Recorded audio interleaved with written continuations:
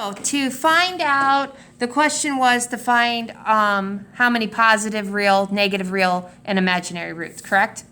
So we're going to use sign changes. Sign change from here to here? From here to here? From here to here. So that means we have one sign change, right? So we have, this is a nice one. So we have exactly one positive real 0. Okay, now we're going to do the inverse, okay? What's negative 1 to the 4th power? 1. 1 times negative 4 is negative 4, so that first one is going to say negative 4x to the 4th. What's negative 1 squared? 1, so that stays. Minus negative 1 becomes positive x and then positive 1. Okay, so again, to go from here to here, you plug in negative 1 for the x, and then you look at your sign changes. Sign change from here to here? From negative x squared to x? From x to 1. Okay, so that means we have exactly one sign change, which means we have exactly one, oops, I can spell negative, negative real 0. Now we can make we'll go ahead and make the table, but can you guys see where this is? There's no 0, so let's just, so if we have positive, right? We have negative. We have imaginary. Okay, and then we have a total. Well, what is our total? How many roots do we have all in total, you guys? How many roots should we have in total? 4, because that's our exponent. Okay, so if we have one positive root, right? We have one negative root. How many imaginary roots do we have? There you go. This one doesn't have any other ones. It's kind of nice because we had exactly one positive root. We had exactly one negative root, which means we have exactly 2 imaginaries, and then that's our answer. Which makes sense considering that imaginary roots come in pairs. So that is the answer to number 1. How'd you guys do on that? Good? Okay. Now let's go to number 2.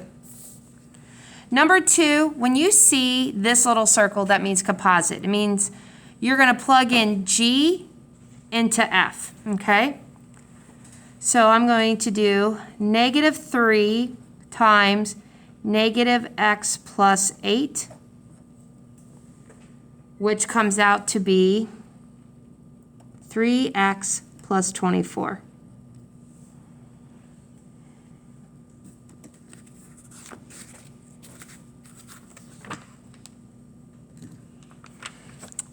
And did anyone see that I did it wrong?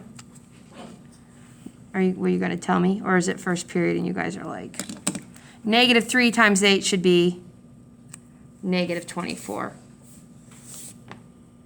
Okay, so I just want to get the notation right for you. Okay, now this one, we're going to put f of x into x. So we're going to do minus negative 3x plus 8. What is negative? What's a negative times a negative? Now, because that 8 wasn't inside the parentheses, it stays positive 8. The domain, you guys, you can plug anything in for the domain, so you get all real numbers.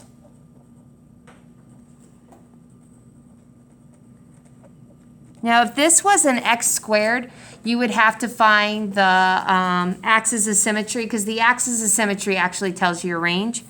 But because these are both lines, the range is also all real numbers. The domain for this one is all real numbers.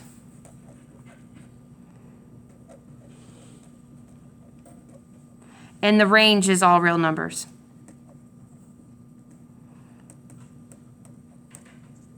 That's what we call a composite function, you guys.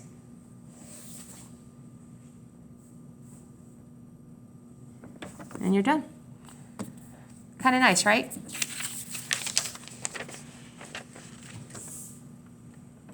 You guys ready? So what this means, if you watch the video, is that I'm going to put -7 in for f. Once I get that answer, whatever answer I get, I put it in G. So the first thing I'm going to do is I'm going to find f. So I'm going to do this, which means I'm going to put -7 in for x. So, -2 times -7 is 14. 14 plus 1 is 15. So, f of -7 is 15. So now I'm going to find g of 15. I found f of -7, which was 15. F of -7 equals 15, so now I'm going to put 15 into this one. So it's going to be 15 squared plus 15 minus 15. So 15 squared is 225 plus 15 minus 15, which equals what? 225. So again, I took -7 and I plugged it into f of x. I got 15. I took the 15 and plugged it into g of x, and I got 225.